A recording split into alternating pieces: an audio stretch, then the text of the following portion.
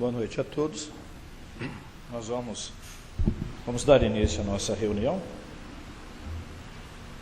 cumprimentando a todos os irmãos que aqui estão presentes, encarnados e desencarnados, e estendendo também nesta noite o nosso cumprimento para todos os companheiros que nos acompanham através da TVC, espalhados aí pelo Brasil, pelo mundo como um todo. Que as bênçãos do nosso Mestre Jesus, que o amor incomensurável de Deus esteja em seus corações, em seus lares. Convidamos a todos para que possamos dar início às nossas atividades através de uma prece. Vamos então fechar os nossos olhos por alguns minutos, nos recostar adequadamente, permitir que dos nossos corações, das nossas mentes, possa ser levado a Deus o nosso sentimento de paz e de gratidão pela vida que nos é concedida, pela oportunidade do dia que nos foi dado de presente pela sua misericórdia, pela possibilidade de aqui nos reunirmos em seu nome, encarnados e desencarnados, para recebermos dos amigos da espiritualidade superior os recursos balsâmicos que irão aquietar as nossas dores e a nossa necessidade de harmonia, de paz, de equilíbrio, de felicidade em nossas vidas. Entreguemo-nos confiantes à presença desses amigos, desses irmãos da espiritualidade maior, que em nome de Deus aqui se apresentam para o nosso auxílio.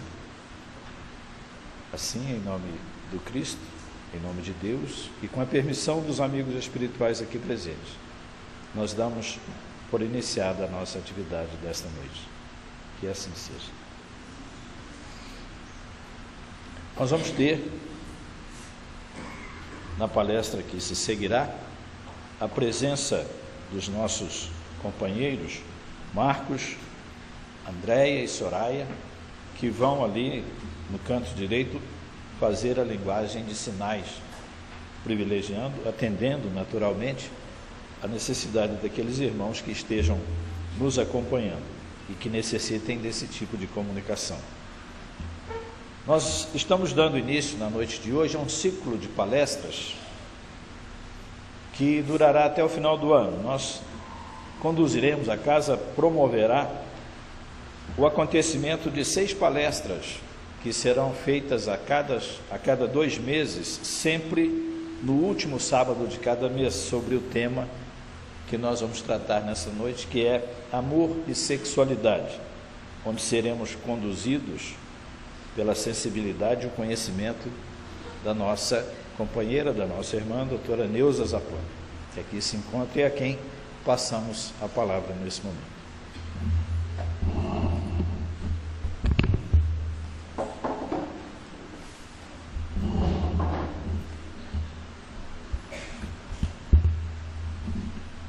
Queridos irmãos, boa noite a todos. Os que estão aqui presentes e que irão refletir conosco, nos trazer o calor do seu olhar, da sua participação reflexiva, e também os desencarnados que aqui se encontram, e todos aqueles que se encontram à distância, que se sintam agasalhados pelo calor do Divino Mestre, o aconchego da mensagem de Jesus, que foi para nós a mensagem do amor. E nós vamos então iniciar exatamente sentindo esse acolhimento da mensagem do Evangelho, da vinda de Jesus, que nos trouxe o tema da noite de hoje, para que nós saíssemos da nossa condição de instintual, de instintos, para a realização do amor nas nossas vidas. Comecemos então as nossas reflexões. Nós vamos falar primeiro sobre o amor. A visão espírita do amor. O amor, segundo o Espiritismo, as instruções dos Espíritos e também o sentido do Evangelho do Mestre Divino, é a substância de harmonia pura que emana de Deus. É uma substância, não é um sentimento, é uma substância na qual nós estamos imersos. E é uma substância harmoniosa. E é uma emanação de Deus que a tudo fecunda e que existe em todo o universo, em todas as partes. É uma essência equilibradora da criação divina. É através do amor que a emanação divina cria. E nós estamos imersos nela. O amor é de origem divina, nos diz Joana de Ângeles, no livro Autodescobrimento, onde ela elabora essas questões a respeito do amor. O amor é a causa e é a meta. Ele é ao mesmo tempo aquilo que é a substância que deu causa à nossa existência, à nossa evolução, e é a meta. É como se nós partimos de Deus e voltamos a Deus. Então, Irtes Terezinha, um espírito em terapêutica de emergência pela psicografia do Divaldo, diz assim: mergulhados no oceano do amor de Deus, vivemos e respiramos o hálito divino, de onde procede a vida. O amor é a causa e também a meta que devemos perseguir. E nós temos aí, então, o nosso chamamento maior. Quando Jesus resumiu todos os seus ensinamentos dizendo: o meu mandamento é este, que vos ameis uns aos outros assim como eu vos amei.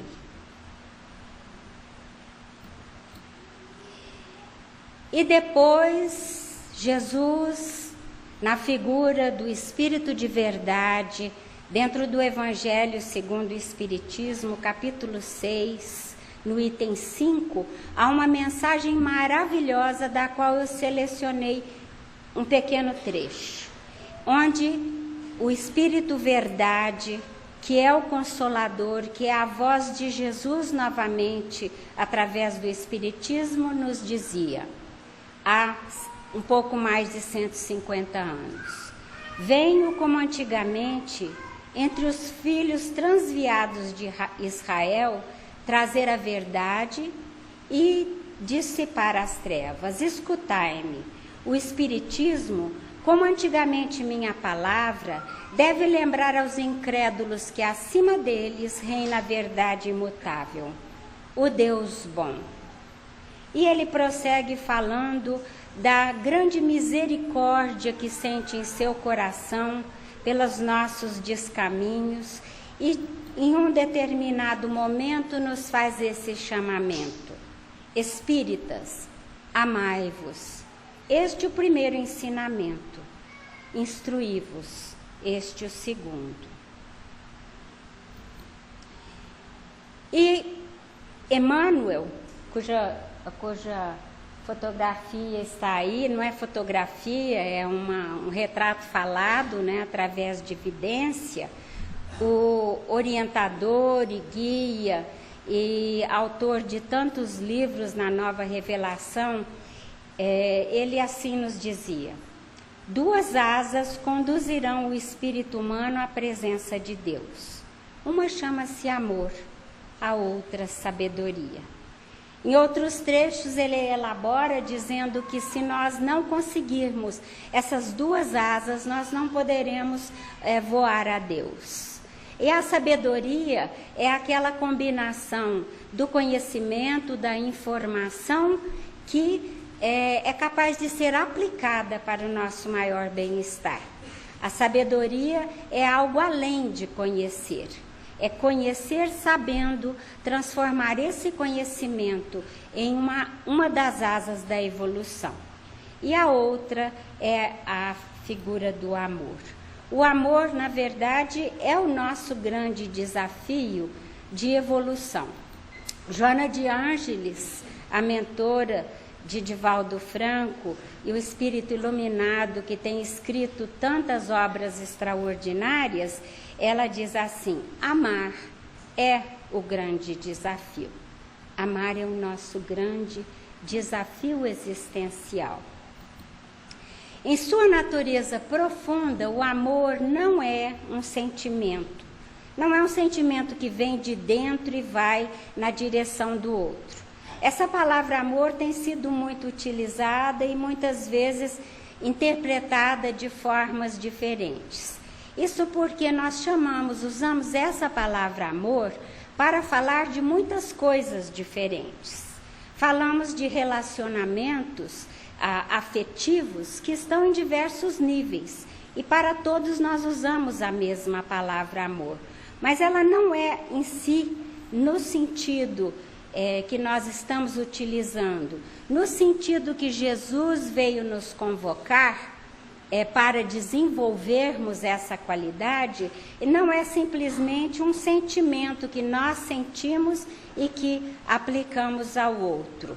Ela pode ser compreendida sim como uma transformação em algo que sentimos, mas nós queremos trazer aqui o que significa realmente o amor no sentido verdadeiro, profundo do Evangelho do Cristo.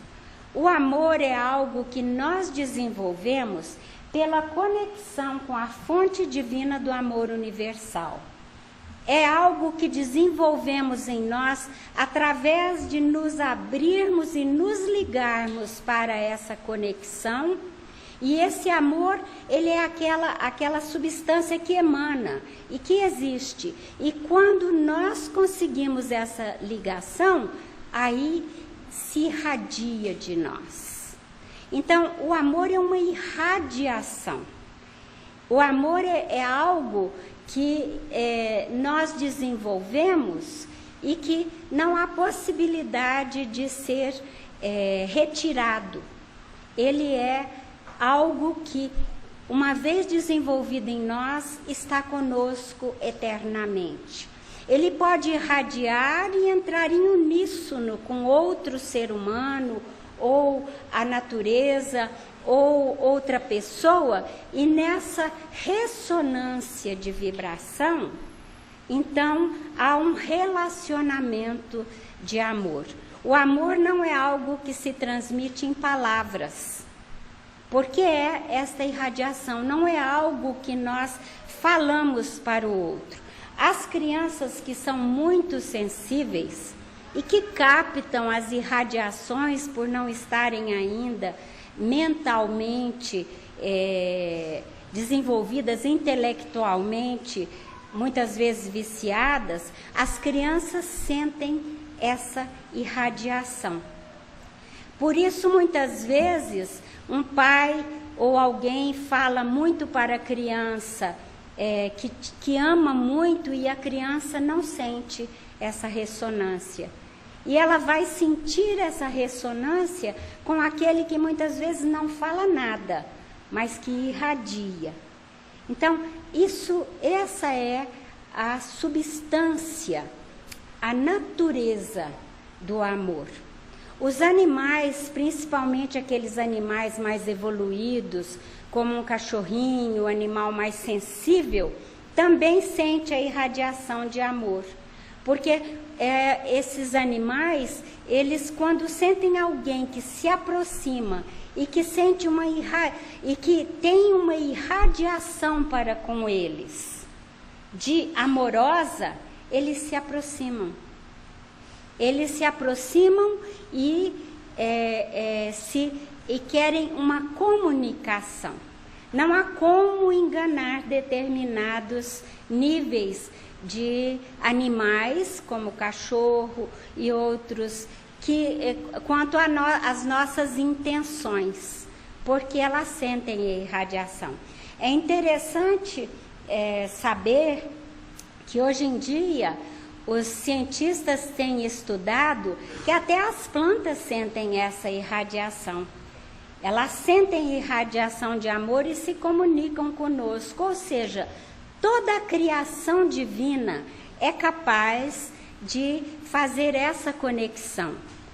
Então, amar alguém, amar a natureza, amar a uma outra pessoa, aos animais, isso significa que nós estamos irradiando para eles. E todos aqueles que puderem irradiar nessa mesma frequência, então conseguirão se comunicar conosco, e esta é a conjunção, a comunhão, a criação que se faz através da vibração do amor. Então, é preciso que nós façamos essa distinção, que era o que Jesus queria nos dizer: amai-vos uns aos outros. E quando os discípulos primeiros, aqueles, não só os 12, mas todos aqueles que ouviram a palavra e que internalizaram a palavra de amor, a vibração do amor que emanava do Cristo, eles passaram a irradiar também. Então eles sentiram uma profunda harmonia. E Emmanuel, em uma das suas belas falas, o Espírito diz: e os primeiros cristãos, ébrios de felicidade e de alegria, então se ofereceram até mesmo em testemunho nos circos por essa irradiação de amor. E os historiadores, alguns historiadores, inclusive famosos, não espíritas, não seguidores, não religiosos, fizeram um estudo do que acontecia com os primeiros cristãos. E eles chegaram à conclusão de que o que acontecia é que aquela ambiência, aquele beber e irradiar o amor do Cristo que entrou em seus corações, fazia com que emanasse deles a verdadeira fraternidade. Então eles, por essa criação de amor que faziam, eles conseguiam se acolher. E mesmo dentro das dificuldades naturais, dentro da subjugação que eles passavam naquelas circunstâncias, eles conseguiam ser felizes, harmoniosos. Porque essa é a consequência para a nossa vida quando nós nos imbuímos dessa substância, dessa frequência, dessa irradiação que é a irradiação do amor. Isso é contado em um belíssimo livro, que é o primeiro de uma trilogia, que chama O Amor Jamais Te Esquece, e que conta essa transformação daqueles primeiros cristãos na figura O Amor Jamais Te Esquece, focaliza em 2 daqueles discípulos que fazia parte dos 70, não são os discípulos mais chegados, os 12, e que Jesus mandava de 2 a 2 para que se conhecessem fraternalmente e levassem a mensagem de amor dele para todas as populações. E esse livro, O Amor Jamais Te Esquece, foi ditado pelo Espírito Lúcius, e que através da psicografia de André Luiz Ruiz, que é um jovem ainda, que mora em Campinas, que tem uma obra extraordinária de amor, e ele abriu o seu coração e suas capacidades mediúnicas e conseguiu psicografar uma trilogia que começa com esse O Amor Jamais Te Esquece, e que renova para nós aquele tipo de relato histórico do tempo de Jesus, de uma beleza extraordinária.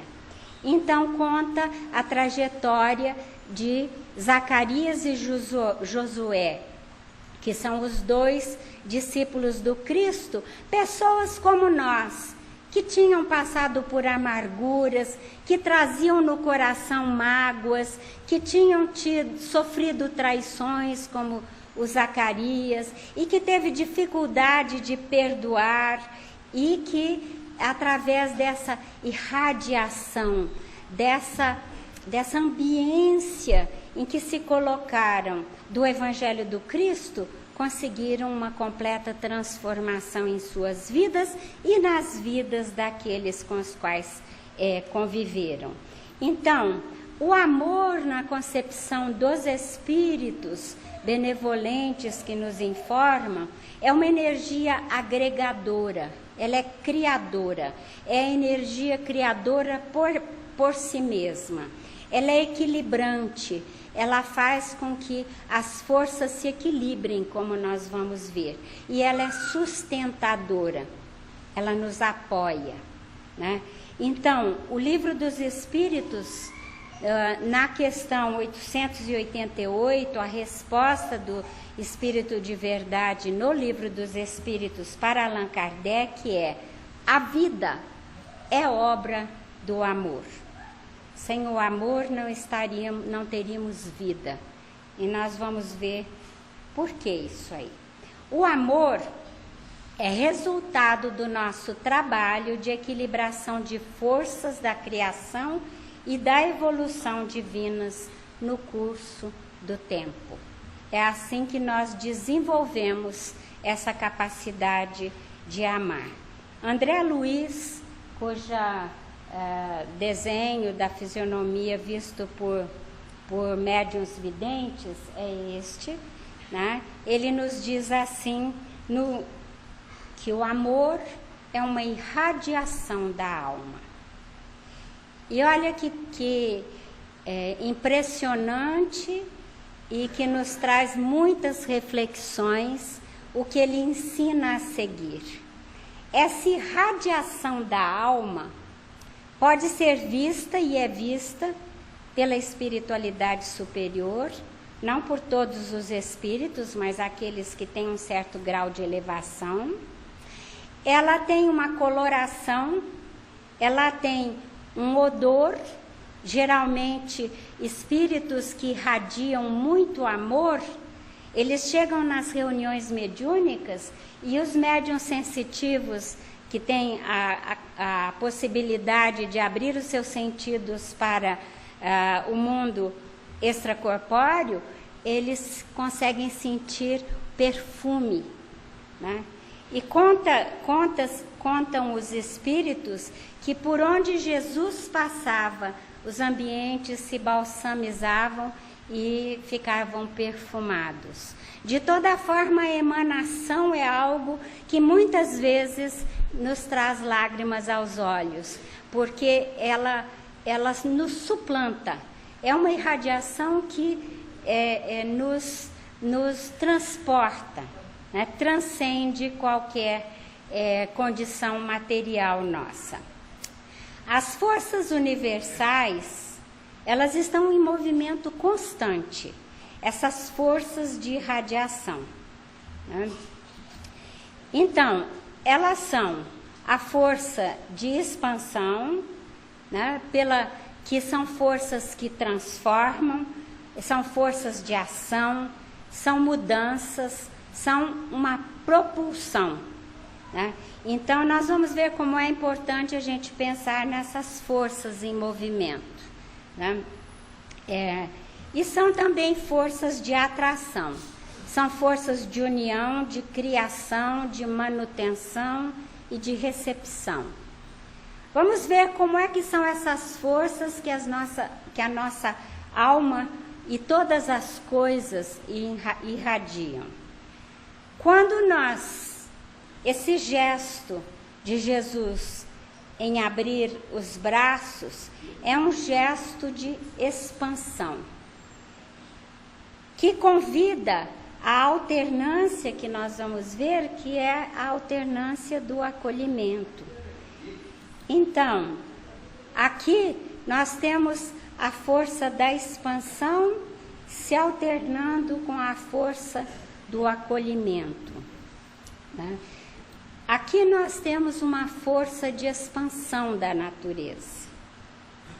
Então, quando a flor se abre, ela se entrega, ela se oferece.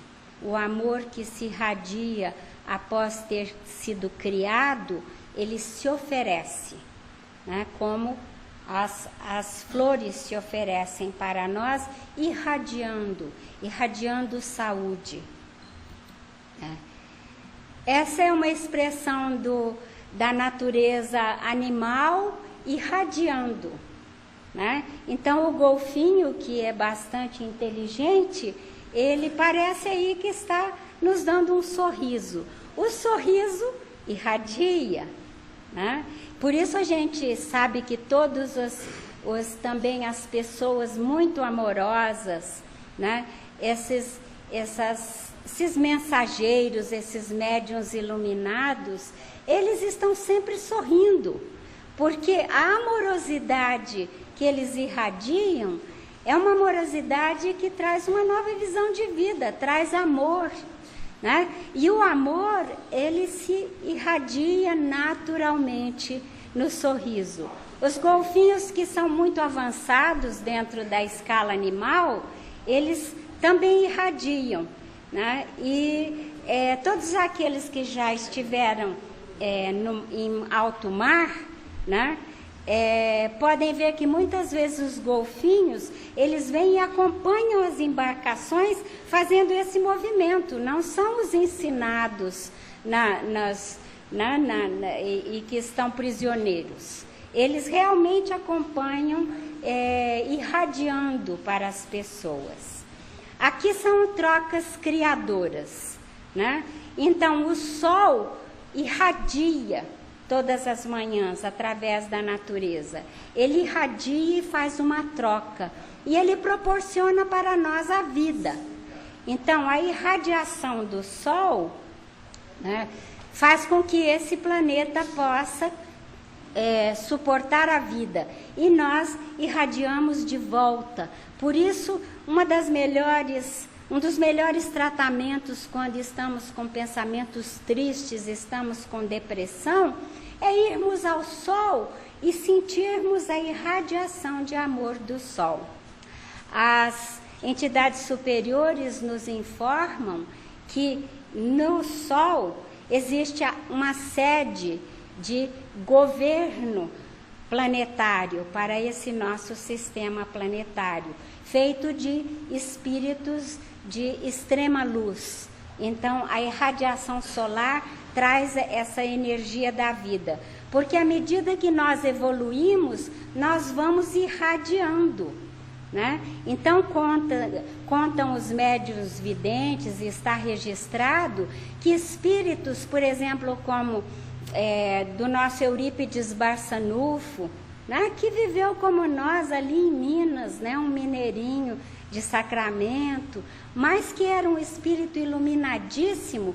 Quando hoje em dia ele aparece em reuniões mediúnicas, eles escolhem a forma que vão se apresentar.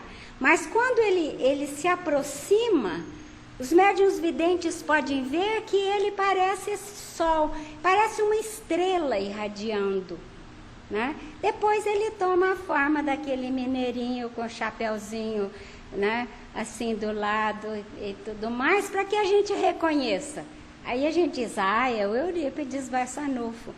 Mas no seu âmago, ele se tornou uma estrela irradiante. Assim também o nosso Bezerra de Menezes, né? Quando existe um abraço, né? Por isso os primeiros cristãos se abraçavam muito, né? E a gente deve se abraçar mesmo, porque no abraço tem essa respiração da troca do amor. Ou seja, alguém precisa fazer um movimento propulsor de abrir os braços e depois acolher. Então, há um movimento mútuo de criação de uma energia amorosa. Assim também quando nós apertamos a mão do outro, né? Que também se oferece e nós trocamos a nossa energia, né? Sobre a sexualidade, vamos falar um pouquinho, então, do que a espiritualidade entende por sexualidade. É a manifestação dessa força criadora universal em nós, né? A energia sexual, como recurso da lei de atração, na perpetuidade do universo, é inerente à própria vida, gerando cargas magnéticas em todos os seres, à face das potencialidades criativas de que se reveste. Essa é uma fala de Emmanuel no livro Vida e Sexo. Então, a energia sexual é um recurso dessa lei da atração que congrega, que cria, né? Ela é inerente à própria vida. E a espiritualidade, os livros dos nossos mentores espirituais, nos trazem uma visão muito diferente do que seria a nossa sexualidade. E aqui nós vamos distinguir, à medida que formos desenvolvendo, sexualidade de sexo, simplesmente a composição fisiológica nossa, e de união sexual. Porque sexualidade é uma manifestação de qualidades vibratórias. São também qualidades de vibração que nós desenvolvemos. Então, as energias sexuais são qualidades vibratórias que são destinadas à constituição e sustentação de todos os seres. A energia sexual palpita em tudo no nosso planeta. Ela é necessária, eu estou falando de energia, sexualidade. Ela é necessária para que os seres se manifestem, porque ela é a energia que congrega e que cria as formas, que cria a possibilidade de manifestação. Então, são qualidades vibratórias. E a união sexual é a união de qualidades, né? Então, Alexandre, o instrutor de André Luiz, ensina no livro Os Missionários da Luz, né? Falando para André Luiz, ensinando, ele diz: a sexualidade, as energias sexuais, se expressam como qualidades. Emissora é aquela que se expande, que vai para a ação, né, que se entrega, né, que sai de dentro e irradia, e a qualidade receptora, aquela que acolhe, que congrega e que agrega, né? Então, são qualidades emissoras e receptoras da alma. Não se restringe aos órgãos sexuais do corpo humano. Embora os órgãos sexuais do corpo humano também expressem na sua fisiologia, expressam a ideia da energia que eles estão veiculando. Então, a energia masculina expressa pelos órgãos sexuais é propulsora, emissora, e a energia feminina expressa pelos órgãos sexuais femininos é acolhedora, é receptora. Também na fisiologia há essa beleza e essa perfeição da criação divina. Então, vamos substituir, né, essas palavras, união sexual, por união de qualidades. E observaremos que toda a vida universal se baseia nesse divino fenômeno. Essa é uma citação dos livros Missionários da Luz, que foi o slide anterior. Então, vamos pensar que quando a gente tem uma união sexual, nós estamos numa união de qualidades, né? E eles fazem uma bela analogia, dizendo que a união de qualidades se expressa no universo inteiro e que entre os astros é um magnetismo planetário de atração. Então, hoje em dia, nós temos aí pela internet e outros veículos muitas figuras que expressam, por exemplo, a espiral das galáxias, que formam e que jogam a energia, se expandem e que depois se transformam em astros, né? Esse magnetismo planetário de atração é quando, depois da expansão, os astros se agregam. Então, o nosso planeta Terra é resultado desse movimento, uma expansão da nossa galáxia, depois, nesse movimento vorticoso, né, ele primeiro joga para fora e depois a energia vai criando, vai se congregando até que ela se agrega. E então nasceu o planeta Terra, né, com a agregação desses elementos cósmicos, né? E isso é uma união de qualidades, os elementos cósmicos universais. Entre os elementos químicos é a afinidade atômica. Então, a afinidade atômica é isso que fez com que os átomos se reunissem em moléculas, depois em células, e formassem o nosso corpo, o nosso veículo de manifestação. E essa afinidade atômica existe na afinidade perispiritual também, que é um corpo semimaterial. Então, são todos os mesmos processos de criação. A expansão de elementos que se encontram e que por afinidade se agregam, né? Os seres orgânicos, então, também é o mesmo processo de organização e manutenção das formas físicas. E no ser humano, essa expressão vai evoluindo até que é a criação de algo mais do que a forma física, que é a criação das expressões do amor. E é nesse amor que nós transcendemos as formas físicas para nos tornarmos cada vez mais luz, como a gente exemplificava um pouco anteriormente. Então, nós evoluímos da matéria bruta agregada e vamos passando por todas as escalas evolutivas até que nós somos capazes de criar amor pela nossa irradiação. Então, o amor é a energia universal criadora. Então, numa fala do Livro dos Espíritos, então nós usamos para corroborar o que a gente vem falando. O amor é a lei da atração para os seres vivos e organizados. E a atração é a lei do amor para a matéria orgânica. Então, é aquele fenômeno da atração daquilo que se agrega.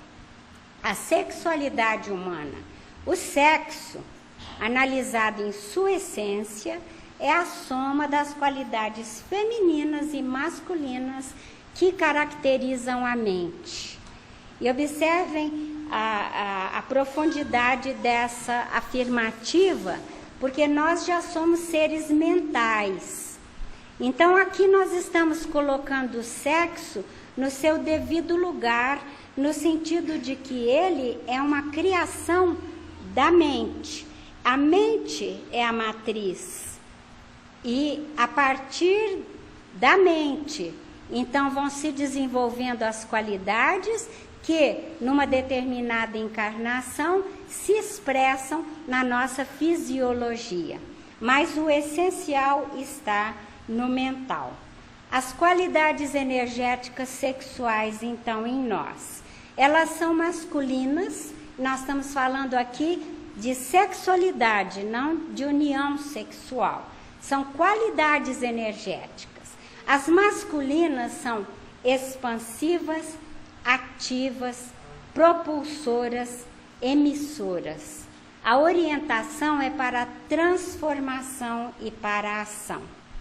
Então, no ser masculino, que tem uma preponderância dessas qualidades, mas não tem só elas, tem as femininas também, mas tem uma preponderância de energias masculinas que se refletem até mesmo no físico, a fisiologia, os circuitos hormonais e tudo mais. A orientação dessa energia é para a transformação, para a ação. É por isso que os meninos gostam muito de luta, né? E o papai muitas vezes tem longos momentos lutando com o filho no tapete, né? E gostam de fazer, não sei, meu pai gostava de fazer guerra de travesseiros, né? Então era a época dos travesseiros de pena, a gente acabava estragando os travesseiros para o desespero da minha mãe. E ele gostava de atividades de mostrar como é que a gente se equilibrava, algumas até que a minha mãe ficava com muito medo que a gente caísse, porque é uma orientação para a ação, né? Então, há pesquisas que mostram, por exemplo, a orientação, os homens gostam de aventura, primordialmente, né? Essa é uma tendência natural da energia, né? Gostam de esportes, da ação através de jogos, né? Quer ver alguém, um homem feito ficar feliz é quando se transforma num menino lá num jogo, né? Então há uma tendência natural, né? Isso é uma tendência energética, né? Ela é uma tendência emissora, né?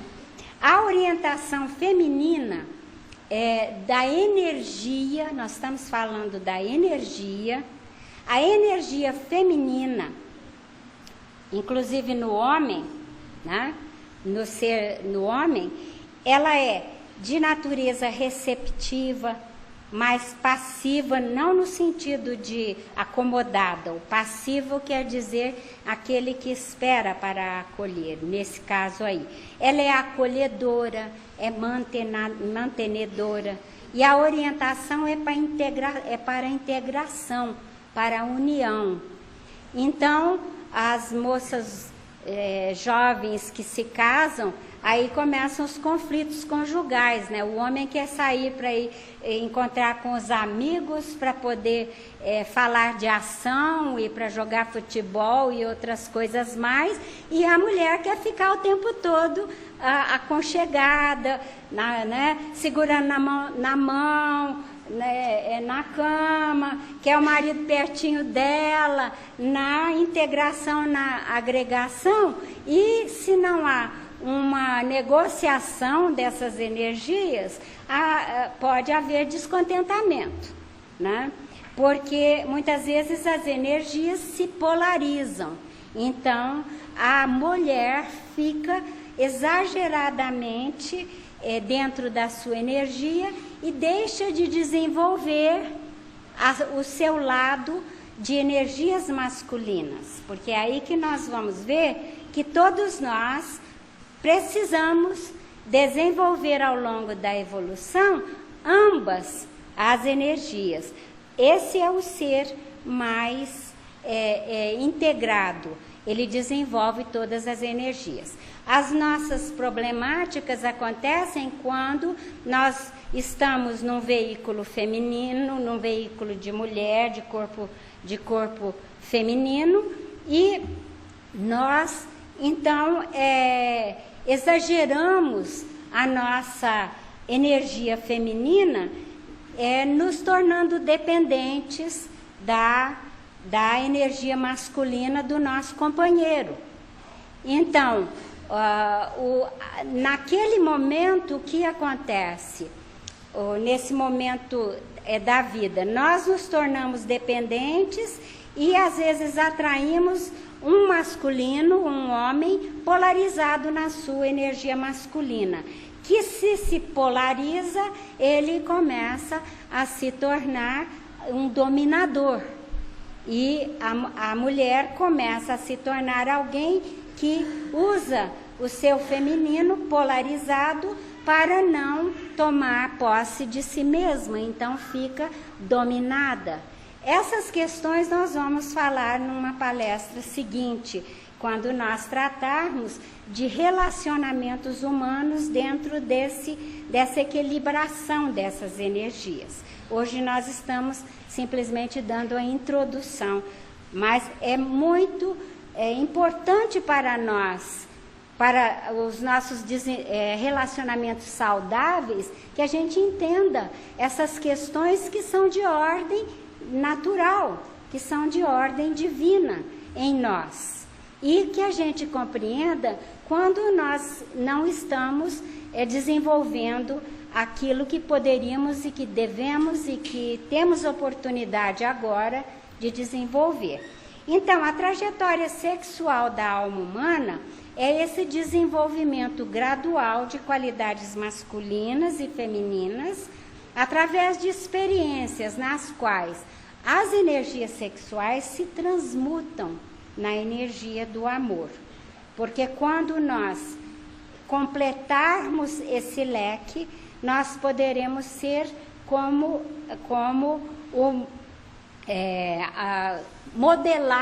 nos modelarmos nos exemplos do mestre, que tinha todo o acolhimento e a amorosidade feminina e a energia masculina para trazer a sua missão corajosamente ao mundo e dar ao mundo o testemunho que nos deu, né?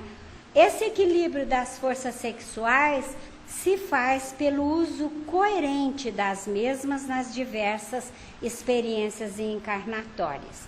O que é o uso coerente? É quando nós estamos num corpo feminino e temos a preponderância das energias femininas expressas nas nossas ações dentro do mundo. Nós temos também as energias masculinas no corpo de mulher, mas elas não preponderam. Então, prepondera naquela mulher coerente, prepondera a receptividade, aquele acolhimento, o acolhimento que faz com que ela acolha desde o seu ventre fisicamente, mas acolha as crianças, as necessidades, que acolha o marido quando ele está necessitado, o acolhimento, a energia da criação feminina, a sensibilidade, né? E com isso, nós não estamos querendo dizer uma revogação das suas atividades de ação no mundo, de fazer, porque esse é o equilíbrio, mas há uma coerência que se reflete nas ações. E assim também o masculino, o homem, né, que está coerente com a sua energia, ele tem esse gosto para a ação até mesmo protetora, a ação criadora, e não usa da sua energia masculina para polarizá-la em lutas, em guerra, em dominação. A coerência é também desenvolver o seu lado feminino. Então, a evolução no campo da sexualidade humana, assim se deu nessa nossa introdução. Nós vamos desenvolver toda essa parte nas palestras consecutivas. A evolução do campo, então, se deu pelo predomínio primeiro dos instintos sexuais, depois a sexualidade equilibrada com o sexo físico. Então, isso a gente chama de individuação coerente. O corpo está coerente nas suas energias, na sua parte física, com os anseios e a impulsão e a orientação da irradiação da alma sexual. Depois nós vamos caminhar para a androgenia, que quer dizer nós equilibrarmos de uma tal forma as energias masculinas e femininas que nós nos tornamos essa pessoa capaz de ter o nosso espírito com todas as qualidades do feminino e do masculino, e o nosso corpo, qualquer que seja ele, refletindo essas possibilidades que não interferirão umas nas outras. Então, se temos um corpo de homem, poderemos ser, na androgenia, tão acolhedores, tão sensíveis e tão criadores no sentido do aconchego, como o feminino. Então, equilibraremos, e isso é chamado a nossa androgenia. Nós vemos isso nos grandes exemplos que estão encarnados de homens que estão aí convivendo conosco. O nosso Chico Xavier, que conviveu até há pouco conosco aqui no planeta, ele tinha uma energia propulsora masculina intensa, porque senão não teria feito a obra que fez. Que essa energia de ir, de se entregar, de passar noites e noites e os dias atendendo a todos, psicografando, nos legando esses inúmeros livros que nos iluminam. E, ao mesmo tempo, ele era a ternura, o aconchego, a feminilidade personificada, quando acolhia os sofredores na sua tarefa missionária. Assim também o nosso Divaldo Franco tem uma obra extraordinária que exige muita energia masculina para ser realizada. Não só a obra que ele realiza em palestras mundiais, mas a obra que ele realiza de assistência em Salvador, com milhares de pessoas, uma organização extremamente complexa, e ele é a ternura e o acolhimento feminino também em pessoa. Então, são seres que já estão atingindo a manifestação andrógena, né? E essa manifestação, além dessa parte, é quando a pessoa pode agir em comunhão com a energia divina. Aqui nós vamos passar mais rapidamente, porque será objeto do nosso desdobramento, mas para completarmos, vamos falar sobre a determinação do sexo em uma dada encarnação, né? Então, o que se considera? A soma das qualidades adquiridas. Lá no mundo espiritual há essa consideração antes da pessoa encarnar. O que é que já se adquiriu? Já se adquiriu as qualidades que nós vamos ver um pouco mais do masculino, se adquiriu algumas coisas do feminino. Como é que é isso no equilíbrio do ser? Depois, quais são as tendências energéticas? Porque a espiritualidade nos informa que ao longo da nossa evolução nós desenvolvemos preferências. E está ok com a vontade divina. Então, muitos de nós preferem vir nas encarnações, muitas como homem, né? Outros de nós têm mais tendência às encarnações mais do feminino. Eu imagino que uma alma como Maria de Nazaré, a grande acolhedora desse planeta, o arquétipo do feminino e da maternidade, ela foi um espírito que tinha muita preferência pelo feminino, né? Isso não significa não desenvolver dentro da condição de mulher as qualidades masculinas. Mas quando há uma polarização, triste notícia, às vezes a gente é obrigado a vir fora da tendência energética, né? Quando acontecem algumas questões que nós vamos tratar posteriormente.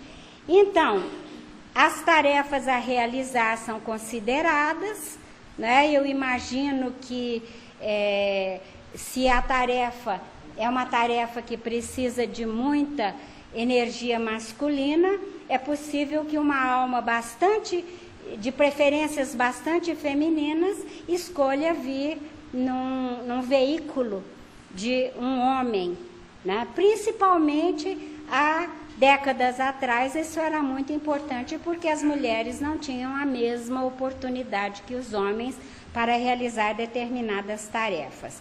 As vinculações, as questões de relacionamento que desenvolveu em outras vidas também entram aí.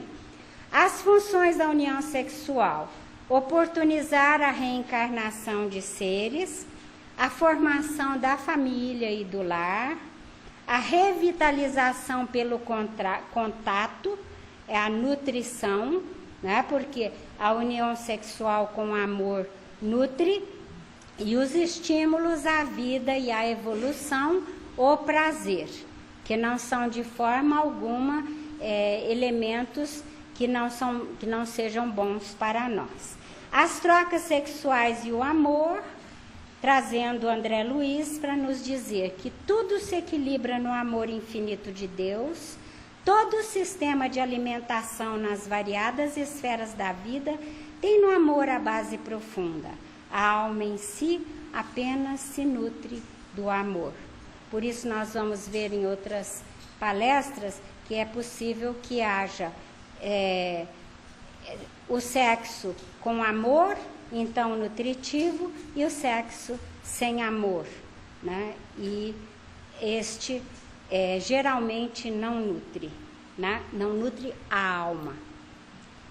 Vamos então agora trazer uma história e um momento de Jesus e de Maria de Magdala, porque a história de Maria de Magdala, e nós vamos trazer dessa obra extraordinária de Humberto de Campos, que é A Boa Nova, o livro, em que ele traz esse momento que eu vou colocar agora, vou trazer para nossas imagens mentais e nossa reflexão, de Maria de Magdala, que fez a sua redenção através do amor. Maria de Magdala, nesse quadro aí,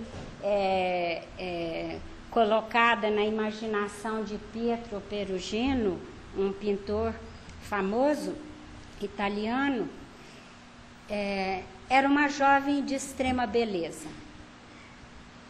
Ninguém sabia de onde ela tinha vindo, mas ela apareceu e nas margens ocidentais do mar da Galileia, o lago de Genezaré, ela possuía uma vila suntuosa, um palácio.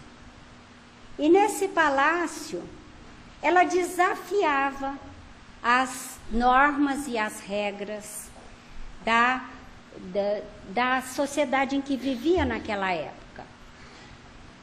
E nessa sociedade, ela vivia uma vida de prazeres, e ela vivia uma vida de festas, das quais participavam aqueles judeus abonados pela sorte, todos aqueles que eram convidados para suas festas suntuosas. Mas no coração de Maria de Magdala havia um deserto. Ela sofria de um vazio que nenhum prazer podia preencher. E um certo dia, uma de suas servas a convidou para ouvir esse profeta nazareno, que falava de algo muito diferente, que trazia algo que era uma boa nova, um evangelho novo, e que ela havia ouvido, a serva, e havia se enternecido muito. Ele era alguém especial que ela precisava ir ver. E ela foi. E ao ouvir o mestre, aquela emanação de amor, algo a tocou profundamente. E ela chegou, depois de ouvi-lo, ao seu palácio, e no seu palácio ela não via mais graça nas bebidas, nas danças, nas músicas, e ela chorou longamente. E ela sabia que esse mestre se hospedava na casa de Simão Pedro. E depois de uma certa hesitação, porque ela sabia também que ela era uma mulher que, se não fosse poderosa, ela seria lapidada em praça pública, que era aquilo que faziam naquela época com as pecadoras, com aquelas que tinham a vida licenciosa que ela levava. Então, uma noite, no silêncio do cair da noite, ela toma uma barca e atravessa o lago de Genezaré até a residência de Simão Pedro. E na residência de Simão Pedro se encontrava Jesus. E ela chega temerosa. E ao adentrar, parecia que Jesus a estava esperando, porque Jesus a acolheu com um grande sorriso. E então, Maria de Magdala se prostra aos seus pés, e ao prostrar-se aos seus pés, ela disse: Senhor, eu aqui venho, nem sei mesmo se tenho direito de estar aqui.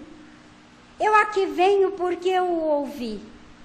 E ouvi falar de uma boa nova, que é uma vida de amor, de felicidade, de encanto, que eu não possuo. A minha alma está deserta. Eu tenho sede de amor. Eu tenho sede de seguir os teus caminhos, porque eu vislumbrei que esse é o caminho que a minha alma deseja. Mas será que Deus me aceitaria? E Jesus, então, a acolhendo, diz: Maria, regozija-te. Nesse momento, a sua alma ouviu o chamado de Deus. Deixe que essas alegrias entrem no seu coração. E ela então diz, e Jesus, continuando, disse: você acha que Deus não acolheria o pedido de alguém que vem ao seu encontro? Sentes hoje esse novo sol iluminar-te o destino. Caminhe agora sobre a sua luz, porque o amor cobre a multidão dos pecados. E, nesse momento, as lágrimas corriam. E ela disse para Jesus: mas Jesus, eu sou filha desse mesmo pecado. Eu não sei como caminhar nessas vias. Me parece que a tua mensagem de amor me disse que é preciso renunciar, que é preciso para caminhar nos caminhos do amor, deixar de lado algumas questões que são as questões que eu tenho vivido. E Jesus lhe disse: sim, o caminho do desdobramento do amor exige renúncia. Renúncia àquilo que não é importante para a alma. Renúncia como as mães renunciam quando acolhem os seus filhos e orientam. A renúncia da entrega. E ela disse: pobre de mim, que nunca poderei ser mãe. E Jesus retrucou: quer amor maior do que as mães que acolhem no seu coração aqueles que não são seus filhos de carne? Vai, Maria, vai e te renova, vai e alcança a renovação de ti mesma através da tua doação. E depois desse encontro, Maria então se juntou aos discípulos e caminhou junto com Jesus. Ela foi uma das mulheres que estavam no momento do testemunho do Cristo ao pé da cruz. E ela depois também, ela bebeu ávida dos ensinamentos do Cristo e depois ficou junto aos apóstolos, até que os apóstolos se desfizeram da sua união primeira e partiram para ensinar aos povos. E nesse momento, então, Maria, lembrando das palavras de Jesus, da entrega do seu coração, acolhe alguns leprosos que tinham vindo desde o Vale dos Leprosos, perto de Jerusalém, até Cafarnaum, às beiras do lago de Genezaré, tinham vindo em busca do Mestre, em busca da palavra da cura. E ao chegar lá, eles verificaram que o Mestre havia falecido, havia se despedido desse mundo. Então Maria os acolhe e junto com eles vai para o Vale dos Leprosos e se dedica de corpo e alma à mensagem do Mestre para aqueles que estavam no vale, completamente esquecidos da sociedade. E ao fazer esse movimento, ela também contrai a lepra. E depois de vários anos, a história conta que ela passou 30 anos acolhendo essas almas sofredoras. E ela percebe que ela também vai desencarnar. E decide fazer a viagem até Éfeso, onde estava João e Maria, a mãe de Jesus. Porque na sua sede de amor, ela queria morrer perto daqueles que conviveram tão intimamente com Jesus de Nazaré. E ela segue uma jornada penosa a pé até Éfeso. Mas ao chegar nas portas da cidade, ela não aguenta mais. E ela então deixa o seu corpo cheio de dores, em um momento nas portas da cidade de Éfeso. E nesse momento ela sente um transporte. E ao sentir esse transporte, ela vê a figura de Jesus, ela sente os eflúvios de uma nova, da renovação e do amor puro que se irradia e que unissonamente ela sente dentro de si. E então, nesse momento, ela ouve: Maria, já passaste a porta estreita, amaste muito, vem, eu te espero aqui. Que Jesus esteja conosco.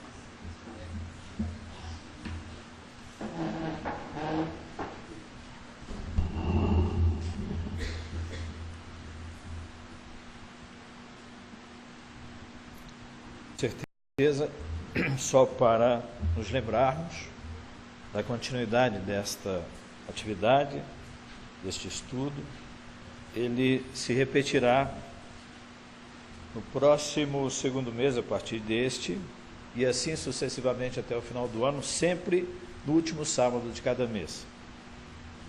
Então, nós teremos o segmento desse trabalho no mês de abril, no último sábado do mês de abril, para o qual estamos todos convidados.